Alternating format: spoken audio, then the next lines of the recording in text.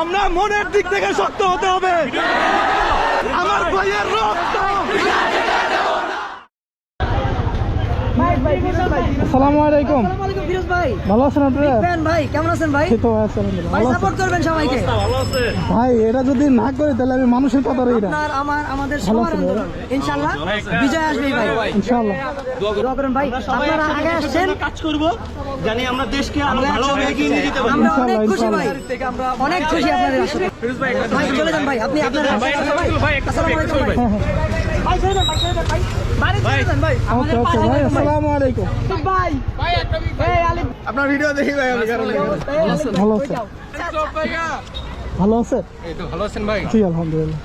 ভাই এইদিকে তাকা। আমার মা মারা গেছিল তো আমি চাঁদপুরে ছিলাম। আব্বা মারা গেছে কিছুদিন আগে। তো তারপরে মা মারা গেল, ওই ট্রমা থেকে উঠতে পারি নাই।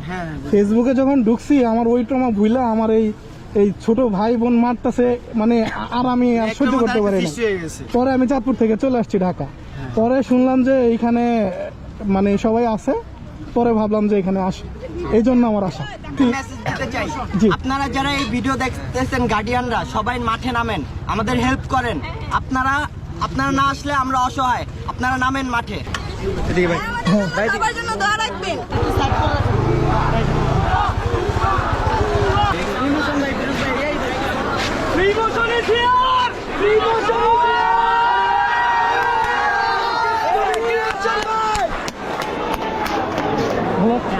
ভালো আছেন? বাইরের সামনে নিয়ে যাও, বাইরের সামনে নিয়ে যাও।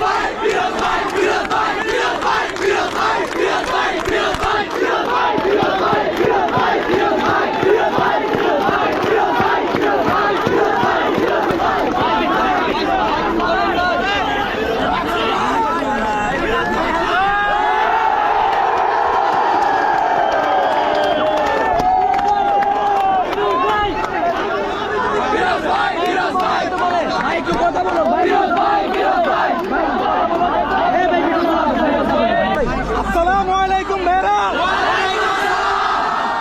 সবাই সুস্থ আছেন তো? শরীরের সুস্থ বড় সুস্থ না, মনের সুস্থ সবচেয়ে বড়। আমরা মনের দিক থেকে শক্ত হতে হবে।